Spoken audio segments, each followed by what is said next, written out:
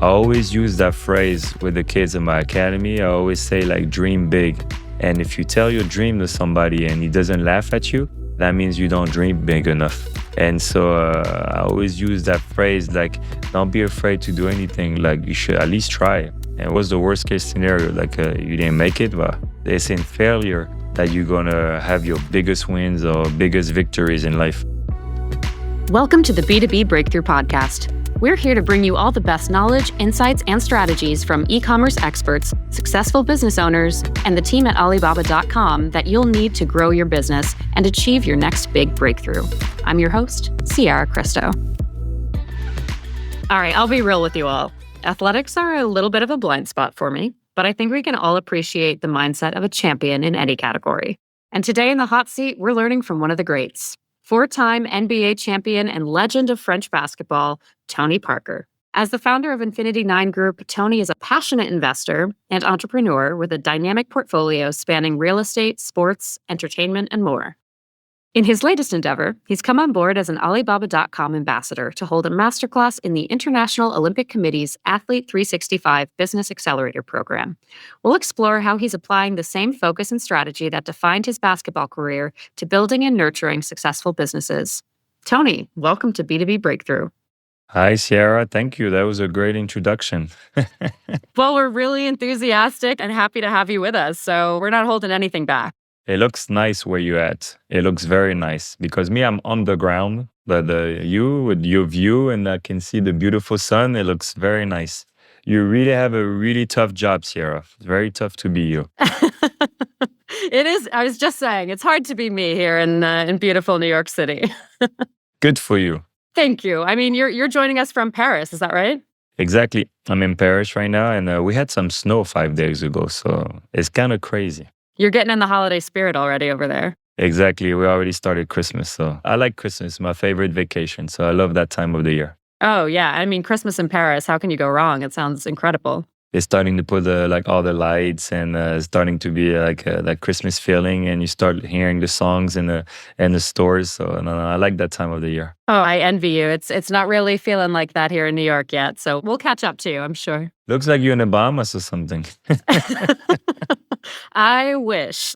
All right, let's start getting into some of the good stuff here. Over the summer, we had a really great campaign kickoff with you, and you were so gracious to join us for the Olympics campaign that we did in Paris with this concept of same player, new game.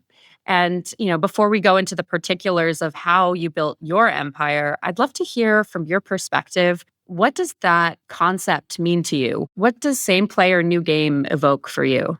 That basically I have to take what I've learned in my first career and apply it in my second career. That's what I have in my head when I hear that phrase. And first of all, it was just a huge honor to be considered and to be an ambassador for Alibaba, one of the biggest companies in the world. When they explained to me what they wanted to do and what they wanted to accomplish to help the athletes to perform at the highest level in their second life, I was all in. It's very scary, for an athlete when you've been living for the same way for 40 years and we tell you what to do, what time you have to wake up and what time you have practice. And then you have the game, like your whole schedule. Basically, everybody does everything for you. And then suddenly you wake up and you can do anything you want. It can be very, very scary. And you don't know what to do because you've been doing the same thing your whole life. And so it can be very scary. And so I think a lot of the athletes, you feel like a little bit like you're dying, you're 40 years old and you can't play sports anymore. It can be very, very scary. And most of the athletes, we don't know what to do. I was very blessed. I knew exactly what I wanted to do and I prepared myself. But most of the athletes who get into that situation takes time. And so I think it's very important that we can have stuff like what Alibaba is proposing to make sure that we can guide them and help them in that second career. Because when you retire at 37, 38, 40, you're still very, very young and you get a whole life to live. You kind of already identified what that difference is, having that choice paralysis and not knowing what to choose next. But what is the common ground between athletics and pivoting into something like entrepreneurship where you can evaluate new opportunities for yourself? The good thing in sports, it brings a lot of good values, and work ethic, discipline, be on time. You just work hard. As an athlete, the competition is so fierce that you have no choice. If you want to make it to the highest level, you're gonna have to work like very, very hard. So that's stuff that we can take and have in our new life as an entrepreneur or building your company. Those stuff definitely gonna help you. And I can see it now that I run my own company. I have my academy, and my academy, we try to prepare, the students, to be ready for life. 2% of them, they're going to go play at the highest level and they go play professional sports. But 98% of those kids, they're not going to make it and then they're not going to become a professional. And so that's very important for me to make sure we prepare them and we try to create in them a new passion because their first passion is to become a professional athlete.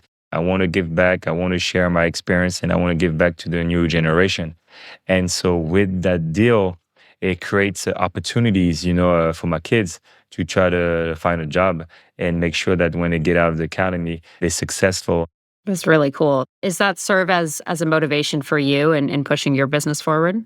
Yeah, definitely. The average for an MBA career is 4 years. So it's very, very short. You have 350 players in NBA. You have 60 new players coming in every year with the draft. So you have 60 players who get fired every year. And so the competition is just very, very hard. To have a long career like I did, to play 18 years in the NBA is very, very rare. I listened to the advice of my parents and I tried to prepare myself. So at 23 years old, I decided to meet Magic Johnson. It was one of the best example that we have after basketball. He's been very successful after basketball. And one of his advice was like, create your network now while you're playing.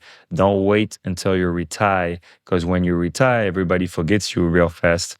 And so that's what I did. I didn't go to school very long. At 18 years old, I was already playing professionally.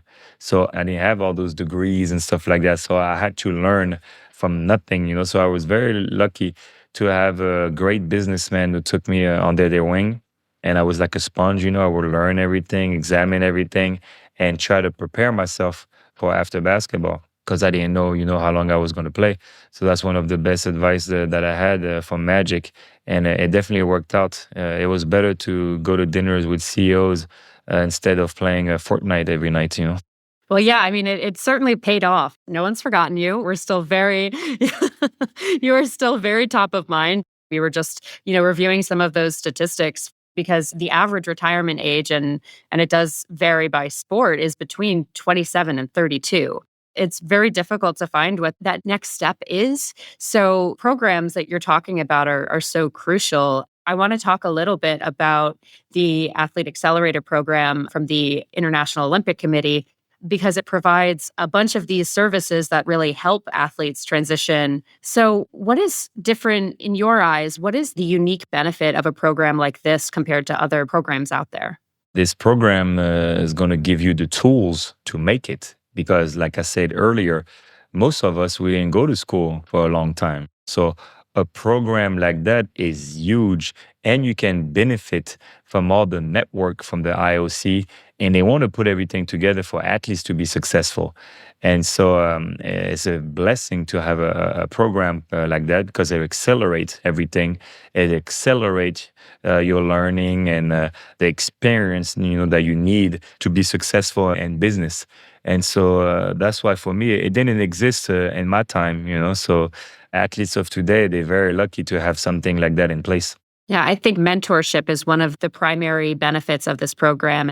Exactly. That's what I was saying. Like I was lucky to have business people who took me under their wing, but it's not going to be like that all the time. So to have a program like that and where you can have, like you said, mentorship, you can participate in seminars, like all the stuff that program is going to propose is so valuable for your knowledge to be successful in business. It's the first time ever that a company like Alibaba creates, a program like that. And that's huge if you think about Alibaba, their e-commerce expertise, the AI tools, like everything that is so diversified in that group is huge to have a company like that cares enough to put the time in creating a program like that. What has been your exposure to some of these tools before this program, and what have you learned since? For me, it's a little bit different because I was already in business. I created my group, Infinity Nine Group. And the way I started, I was like, I'm going to start with what I'm passionate about. I wanted to give back to the community and I wanted to give back to the younger generation. So I started with basketball. And so I bought a team in 2014, a men's team. That's how I started. And then I bought the women's team in 2017. And then in 2019, that's when the academy opened. And so that was a way for me to give back. And then slowly but surely, we decided to create a group because I was like, had interest, in wine and champagne. And so that's why we decided to create a group. And so we had the four section, in that group. We have sports. That's my investments in basketball. Now we have horses, we have ski resorts, stuff like that. Then education. So we have the academy in Lyon and the academy in Paris that's going to open in September 25. Then we have Art de Vivre. And so slowly but surely, as I'm getting older, we try to focus, our investments and stuff that can have a big impact in our society.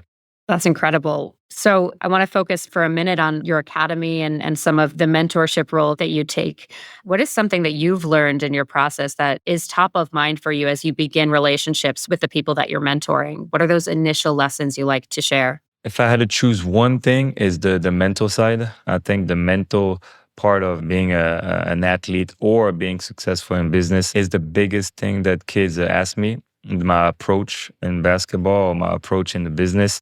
And I learned that very young. I always say the mental side. I don't know if it's something that you can work on. Like, to be honest with you, I think it's something that you have or not. That having that motor, to want to be great and stuff like that. I don't know if it's something that you can work on. But for me, when I was a kid, I would always say, like, maybe I'll have kids that's stronger than me. Maybe you have kids that taller than me, maybe faster than me. But if it's one thing they're not going to be me is the mental side, to work hard, and that when the lights come on, I will make the right play and make the right shot, that you need, to win games. Because it's very easy to be a champion at practice. But where people judge you and is when it's game time and you have all that pressure. And the way you're going to handle that pressure is going to make you successful in sports and same in business. Yeah, I mean, it seems like you've overcome a lot. I mean, that first hurdle, we see that after athletes retire, like we said, between the ages of 27 and 32, roughly 45% of those post, athletic folks are experiencing anxiety and depression. And that's a huge hurdle when starting a business. Yeah, it's a huge number too. It's a huge number, but it can be very depressing. Like I told you earlier, you feel like you're dying. Like it's like your first life is over, and the way you're gonna handle that is gonna help you prepare for the next your next life, your next chapter in life. How do you help athletes in that position overcome that? What is advice that you can impart to conquer that anxiety and depression? My first thing would be like, don't let basketball be the only thing you do in life, but it can't be your only passion. You have to diversify. You have to have interest in different stuff. When I was playing, I will do music, I will start my business and all that kind of stuff. And people always ask me, why are you doing this? Well, like, why are you playing? And like, because why I'm playing, everybody wants to hang out with me. Everybody wants to do deals with me. Everybody wants to be sponsor of my team. Just like Magic told me, create your network while you playing, and so that's what I did. It sounds like Magic really established this strong drive in you. I like his book, 32 Ways to be Champion in Business. I like his book. It was good. But a book is good, but I think it can't compete against a program or talking live to somebody and asking your questions and asking why you scare. Or I think the worst in life is not to try. I always use that phrase with the kids in my academy. I always say, like, dream big. And if you tell your dream to somebody and he doesn't laugh at you, that means you don't dream big enough. And so I always use that phrase, like, don't be afraid to do anything. Like you should at least try. What's the worst case scenario? Like you didn't make it. It's in failure that you're gonna have your biggest wins or biggest victories in life. I love that phrase. If no one's laughing at you, you're not dreaming big enough. That's fantastic. That's something that I wish I knew earlier on. Is there anything that you wish you knew at that stage? Sounds like you had the right mentorship early on to get in the right groove. Yeah, my dad was great. Yeah, my dad was a basketball player, so he was great for the mental side. And my mom was great to keep my feet, to keep grounded. Don't be too high on yourself when everything's going well. Don't be too hard on yourself when everything is bad. And you find that happy middle, to go through life, to the up and downs. And you have that happy middle that make you happy, and I think with both of them, it was a good mix because I grew up with both cultures. I grew up with both mentalities, an American mentality and a Europe mentality. I always say like I try to take the best of both worlds. I mean, it's a good mix. That's that's fantastic. With this competitive mindset you've had in your athletic career and as you've transitioned to an entrepreneur, how do you respond to failure? I always try to find something positive. Even if something bad happens, I will always try to find something positive in it. And maybe I will not know the next day, maybe the next week or the next month, but at some point, something's going to happen. I'll be like, that's why that happened. Like I always try to put everything in perspective. And at the end of the day, like I believe in karma, I believe in treating people well, and it'll come back to you. What goes around comes back around. Absolutely. So, I mean, in that vein, when you first started with Infinity Nine Group, you mentioned that your entry point was investing in athletics and investing in, buying a basketball team. So, what really inspired you and motivated you to take that first step to actually put your money where your mouth is? I think I always had it in me. I think I always liked creating stuff, starting from scratch, and you build something. Like when I bought my men's team, I always told the mayor of the city that I want to buy the women's team like right away. I want to create a team where the men and the women are successful and equality and all that kind of stuff. And in 2019, it was first time ever in French history that same year we won the championship with the men and the women that same year. So that was a pretty cool accomplishment. You're ahead of the times, too. I mean, this year, women's teams across the world have had an incredible showing. It's getting better and better. What were some of those early learnings from those first acquisitions? What is something you took away from that helped propel you forward? Just keep believing what you believe is right. When I bought the women's team, some people in my company, they were like against it. They didn't want me to do it. They thought it was like a waste of time. And I told them, if you don't want to work for the women's team, but then you can leave my company basically, because I'm only going to keep people who's going to do both. I went even further with that concept with the sponsors. If you want to invest in my men's team, then you have to put the same amount to my women's team. And slowly but surely, we had all the big sponsors doing the same thing. And it was good because, when I first bought the team, people were not paying to go watch the game. It was for free. And I was like, what you mean free? It's like, no, it's free. They don't buy tickets for a women's game. And I was like, yeah, but they do the same practice as us. They spend the same hours, they spend time to get better. They do the same thing as the men, but they don't want to pay. So I was like, okay. I was like, we're going to start. And if they don't want to pay, but then they don't come, And so I started with €2. It was €2, $2 to go watch the game. And people thought I was crazy. Like, Tony, you can't do this. And like, no. I was like, if they want to come see my women's team, you're going to pay. Because at the end of the day, they do the same thing. They practice hard. So we're going to do this. And at the beginning, they were complaining, but they were coming. And at the end of the year, we played the best team in France, women's team, in the semifinals. And it was $30 to go watch the game. And the president of the region, he called the assistant and said, yeah, I want 10 tickets and I want everything for free. And he was like, no, if you don't pay, you can't come to the game. And he was like, well, I'm not coming. I was like, okay, no worries. The arena will be packed anyway. And he hangs up, and 5 minutes after, he calls back and he bought the 10 tickets for $30. And so it's pretty cool to see the evolution of the fans and the way we packed our arena for women's basketball game. That's amazing. It's like you establish this ethos and expectation that continues to build and foster this appreciation and evaluation of what is so impactful about this franchise. How has that lesson carried into some of your other investments and your other businesses and your roster? What have you taken from that? For me, it's just having a vision. Just have your vision and believe in your vision. It starts with you. You have to show your example and then bringing people together. And if people see the way you believe in it, people will follow you.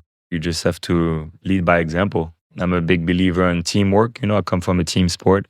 Everybody is important, in the team. It's very important to treat everybody the same way and to put them in position where they can succeed, and give room for them to succeed.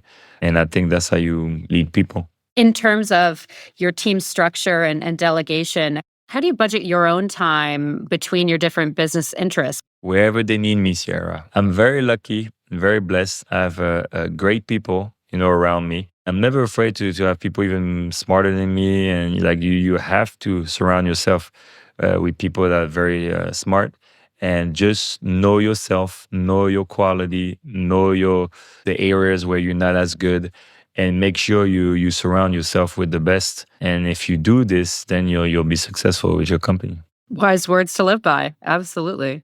I love to have great energy, in our group and enjoy life. It goes so fast. Whatever you do, just be passionate and just love what you do, and people will feel it. As you're building your investment group more and more, what do you look for from your team? What do you look for in a new hire?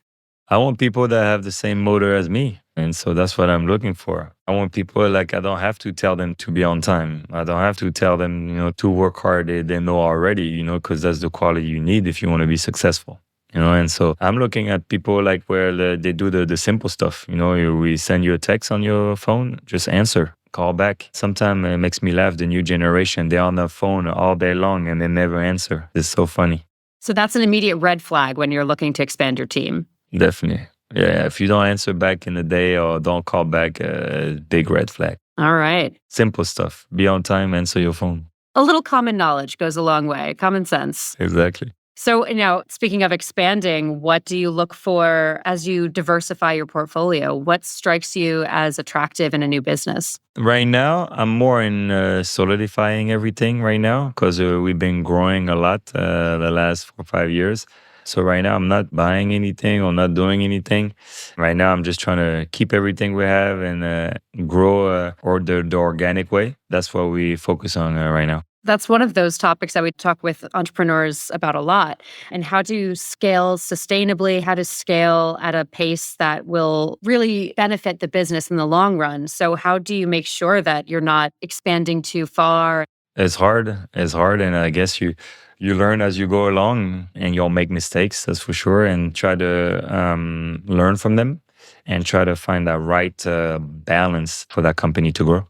Can you share an example of a mistake or a hurdle that helped you learn? Well, I guess our women's team, I was paying big salaries, for our women, and I thought we were going to grow faster with the fan following. I thought it was going to go faster, and it didn't. And so we had to scale back a little bit to let our team grow a organic way and not go too fast because obviously you have to invest, but you don't want to create a model where, everybody is tired of investing and then everybody's leaving. I want to shift back to talking about athletes coming into entrepreneurship.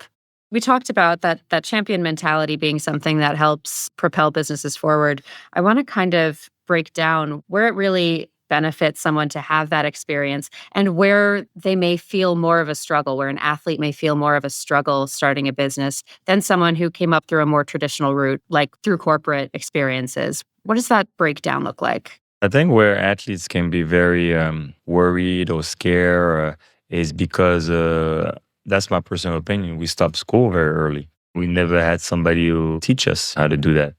And so when you learn from other people who's been there, I feel like it's very helpful, especially when you're an athlete to try to avoid as many mistakes because you're going to make some for sure, but you don't want to make too many. So I think having a program like that can help you save time and help you avoid the big mistakes.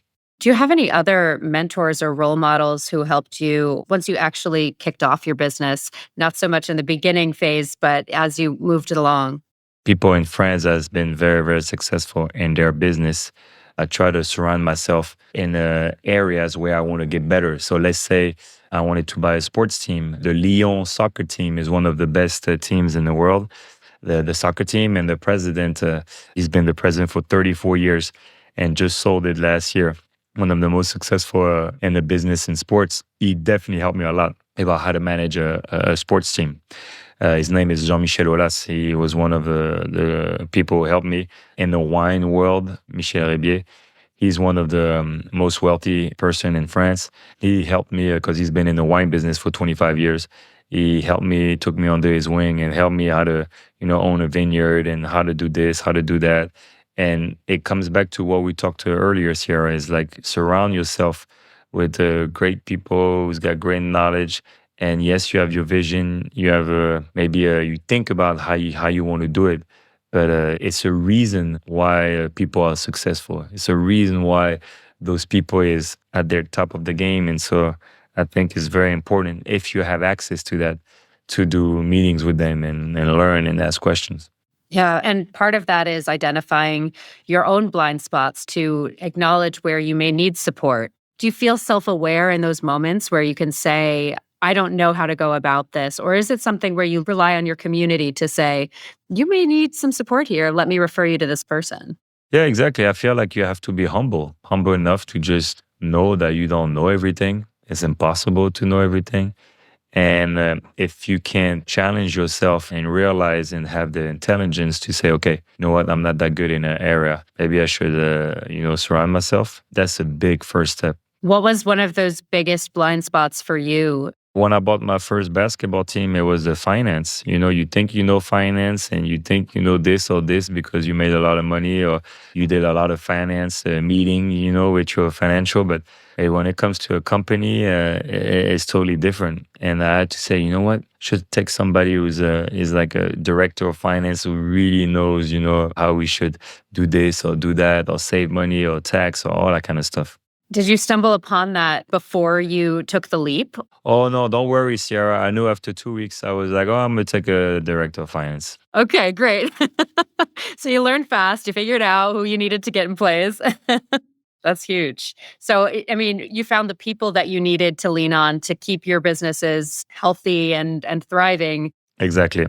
Started with my lawyer. Every time I want to meet somebody or get some help or stuff like that, I will go through my lawyer, my agent, and then in finance, my financial advisor. It's three people that's been with me 20 plus years and they're great resources when I need. So, a part of your network, part of the people that you're surrounding yourself with are the folks at Alibaba and the International Olympic Committee and the Accelerator program. What was it that was initially interesting and attractive to you about this program that made you say, I definitely want to be involved? This is something that I think is going to be beneficial to our community. First of all, the IOC. It's a huge, huge network that you can have access, and not everybody can have access to that. Alibaba, the fact that they want to do something like that, I was like, wow, I definitely want to be a part of it. If we can have a chance, to affect Ashley's life, for me, that was a no-brainer. I'm very proud to help them with that.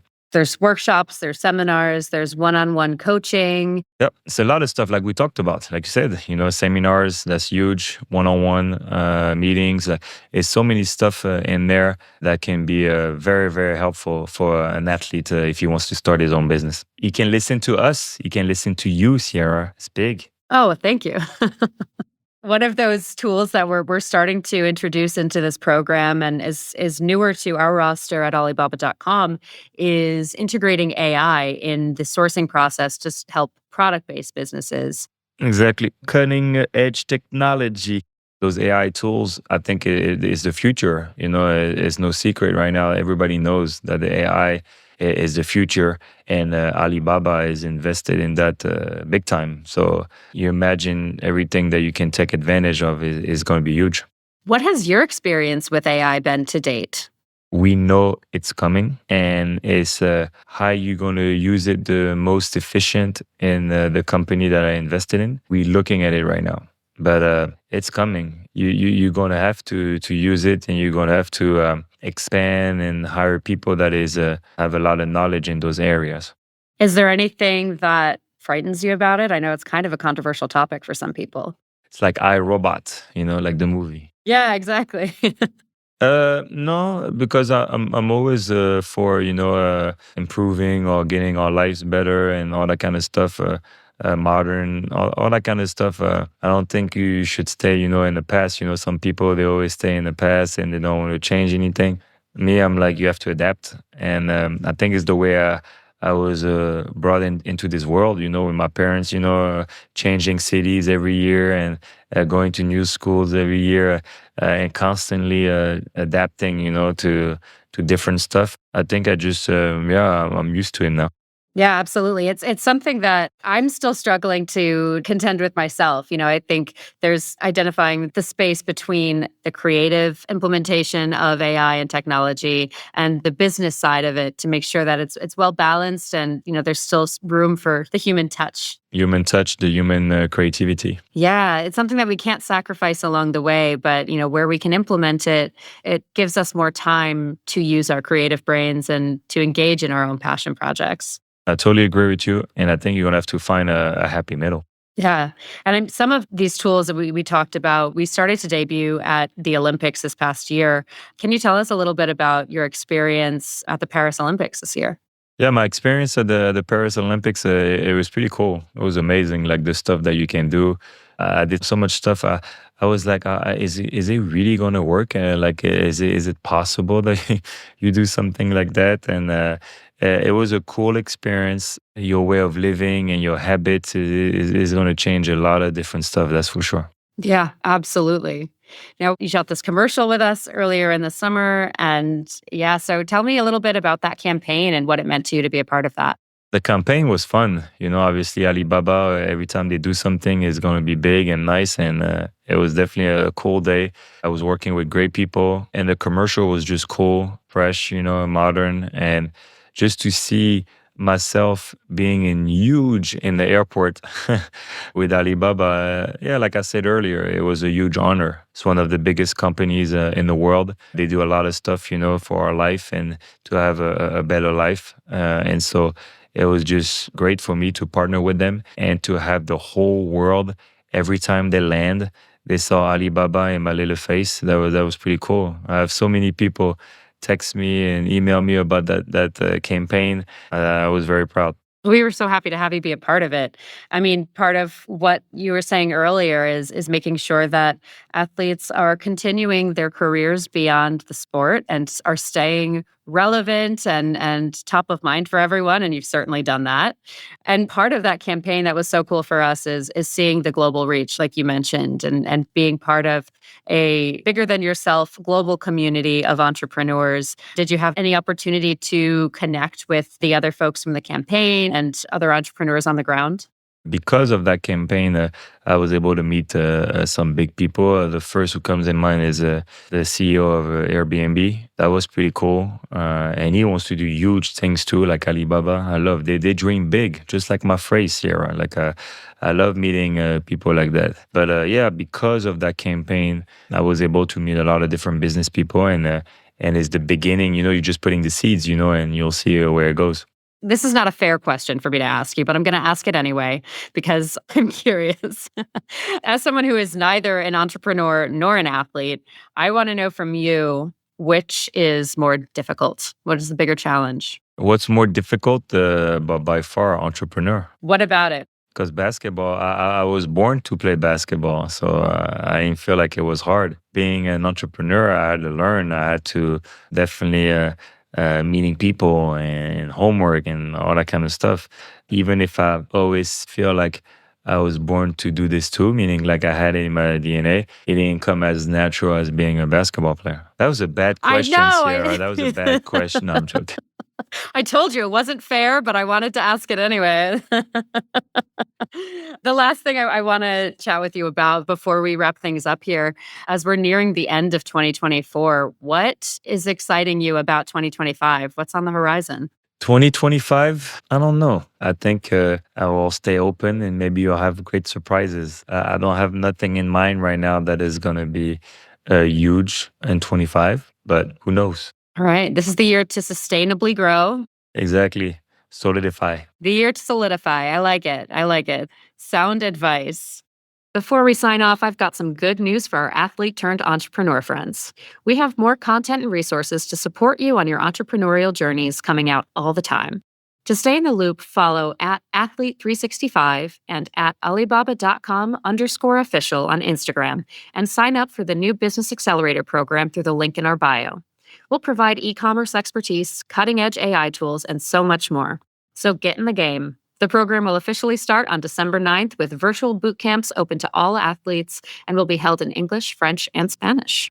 All right. Well, this has been a really cool conversation, and I appreciate all of your insights. Thank you for inspiring us. Thank you, Ciara. Thank you. I really appreciate it. Take care. Bye-bye.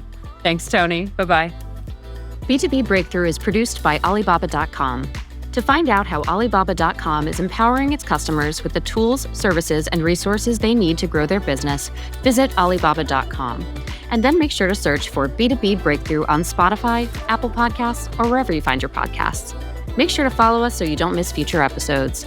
On behalf of the team here at Alibaba.com, thanks for listening.